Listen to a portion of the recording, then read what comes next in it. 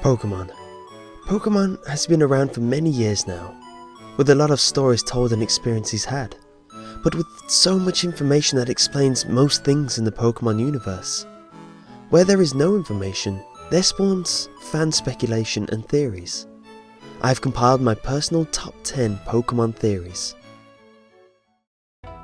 Number 10. The legendary beasts were reincarnations of the original evolutions. Entei, Raikou and Scoot. The third one are the second generation's legendary counterparts to the original legendary birds. Their story is that they represent the three events that happened to the burned down Brass Tower. The lightning that struck the tower, the fire that burnt the tower, and the rain that put it out. Ho-Oh, the bird that's so legendary it poops rainbows, revived these Pokemon from the tower. But what is not mentioned is whether they were already those legendary dogs before the reincarnation. A plausible theory is that they were in fact Flareon, Jolteon and Vaporeon, the three original evolutions from the first generation. An obvious example is that the evolutions' types match up to the legendaries. But not only do the types match up, but also their colour schemes. Also in Generation 5, when unlocking their Dream World ability, they get the same ability of the original evolutions they were possibly based off. With so much coincidence, it's too perfect not to believe. Number 9. Gengar is Clefable's shadow. Gengar is supposedly the doppelganger to Clefable. This theory stems from the sheer similarities in design of both these Pokemon.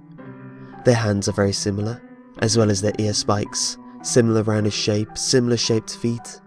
They do have differences, but they are minute as their overall design is too similar not to notice.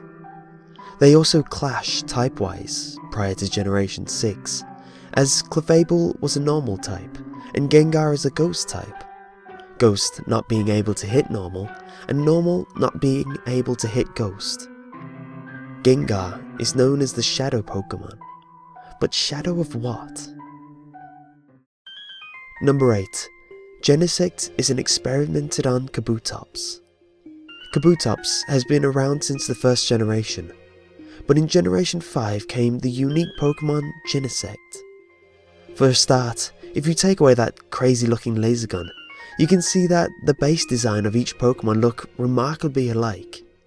Now, if you didn't know, Kabutops was one of the original fossil Pokemon that has been extinct for a large number of years before being revived with modern technology. Genesect's Pokédex entry states that, in Pokemon Black, over 300 million years ago, it was feared as the strongest of hunters.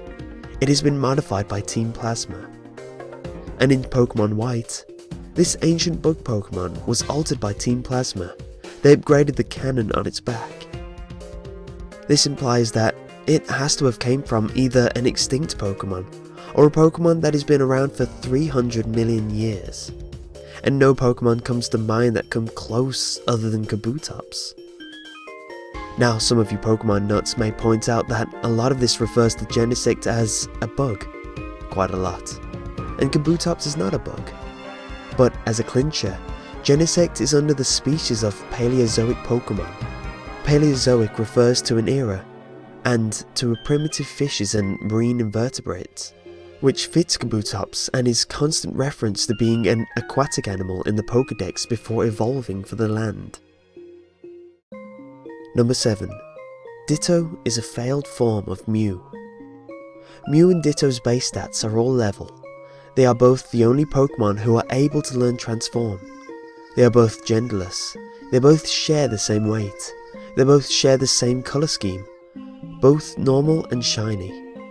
And you find Dittos in the mansion where they supposedly try to clone Mew, and in the cave that holds Mewtwo, becoming more frequent the closer you get. All pointing towards the theory that Dittos are all failed clones of Mew. Number 6. Butterfree was supposed to evolve from Venonat, and Venomoth was supposed to evolve from Metapod. If you look at the design of Butterfree, you can see it differs from its former evolutions. This alone is not out of place, as many other evolutions in the Pokemon series can drastically change. The same applies to Magikarp and Gyarados, Dratini, Dragonair and Dragonite, and Venonat and Venomoth. But what this theory floating around the internet hypothesizes is that Metapod was in fact meant to evolve into Venomoth, and Venonat was meant to evolve into Butterfree. This is because of the similarities between Caterpie's eyes and segmented body appearing on Venomoth, and if you look at Venonat and Butterfree, they both have red compound eyes, the same shape antenna, and all around similar colour scheme. Another mismatch evolution is that Magikarp should actually evolve into Dragonite, and Dragonair into Gyarados. This is based upon the colour schemes matching, and how the body type of Dragonair and Gyarados match. Another reason people might think this is because of the old Chinese legend Magikarp is based off. In the story, a carp is attempting to make its way on top of a mountain. After enduring a number of hardships, it reaches the top and a gate appears. When it enters the gate, the carp becomes a dragon. Based on this, Dragonite looks like it could match this legend better than Gyarados, especially since Gyarados was never made to be a dragon type, even his Mega Evolution. Number 5. Your rival's Raticate dies. In the first generation game, when you see your rival in Lavender Town, he asks whether or not you know what it's like to have one of your Pokemon die. When he challenges you, he no longer has his Raticate in his team, which was reoccurring before now. This theory goes that when you challenge him last on the SSN, his Raticate was badly injured, but due to the battle taking place on a crowded cruise ship, he was unable to make it to a Pokemon Center in time. His Raticate did not make it, so your rival was in the Pokemon Tower to lay his dead Pokemon to rest. Number 4. Cubone is actually a baby Kangaskhan. Although due to a large amount of research done by many Pokemon enthusiasts, this theory has been disproven. But because this theory lined up so well, it deserves a spot on my list. Because it's astonishing how well everything lines up, and it's abundantly clear why everyone was so convinced that this theory was true. Cubone's Pokédex entry repeatedly mentions that its skull actually belongs to its dead mother, which is a dark thought in itself, but it never mentions what its mother is. The theory goes that Cubone's mother is in fact a Kangaskhan. Fan sprites were made to show the baby in Kangaskhan's pouch looks very similar, almost identical to a Cubone, albeit without his mask. The only thing missing to prove this theory was a missing link to prove that something was meant to evolve into Kangaskhan, and that's where Missing No comes in, which, when caught and leveled up, evolved into a Kangaskhan.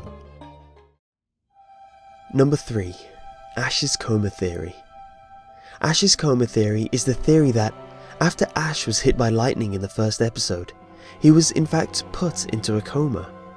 Everything that has happened and will do is all part of his coma dream, where he has to cope with his many mental issues and breaking down barriers to finally awaken from his perpetual dream. If you read or listen to this theory, there is a lot of analysis of various aspects of the show and their corresponding links to Ash's psyche. Ultimately, he has to come to terms with what has happened to him to awaken, or face the plug to be ultimately pulled. Number 2. Ho-Oh Theory. Ho-Oh's Pokédex entry for Black and White states that its feathers are in 7 colours. It is said that anyone seeing it is promised eternal happiness. Now, if we recall, Ash saw Ho-Oh in the first episode.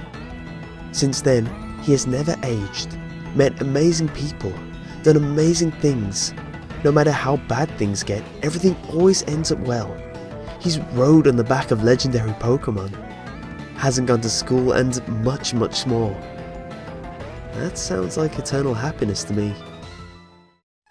And number 1. Giovanni was not a bad guy. The story of the first game is widely known. The main focus of this theory is when you take back the Silph Scope from Team Rocket, and you stop Giovanni from taking the Master Ball. Now, let's get some misconceptions out the way. There is no hint towards Team Rocket stealing Pokemon. That's all in the anime. Giovanni is a businessman who runs a casino and is a respected gym leader, using his resources to create the strongest Pokemon from the DNA of legendary Pokemon Mew. After the subject, Mewtwo, escaped, he sets his resources to try amend his error. He tries to use the Silph Scope in order to acquire a ghost Pokemon, as psychic types are weak against ghosts, and as a contingency, he goes after the Master Ball so Mewtwo can't escape. Giovanni was trying to save the world from Mewtwo, the ultimate weapon. Although this is crossing canons a bit, in my own research I found that you see a character called Dr. Fuji in Pokemon Mewtwo Strikes Back.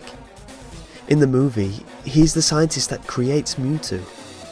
After Mewtwo gains consciousness, he destroys the lab, killing all the scientists and supposedly Dr. Fuji. Here's what I think. It wouldn't be hard for him to change his identity and live a cover life of a guy who looks after orphan Pokemon under the name Mr. Fuji. Seriously, this guy's biography in Bulbapedia describes him way too goody-goody to be true. And Team Rocket weren't petty criminals. They were a crime organisation. Kidnapping with no ransom or reason is too unprofessional for them. So why did they kidnap Mr. Fuji in the Pokemon Tower? And that could be related to the Mewtwo incident. I'm digressing, and Pokemon theories can be talked about all day. There are many great theories that I haven't included either, like Red actually being a spirit on Mount Snow, how Ash could be Red's younger brother, or how N was actually a Zoroark, or how, over millions of years, Aerodactyl evolves into Zubat and Crobat. In the end, it's the way the experience of Pokemon doesn't end outside of the games that makes it a unique series, that makes it such an interesting subject to talk about. Anyway, thanks for watching and goodbye.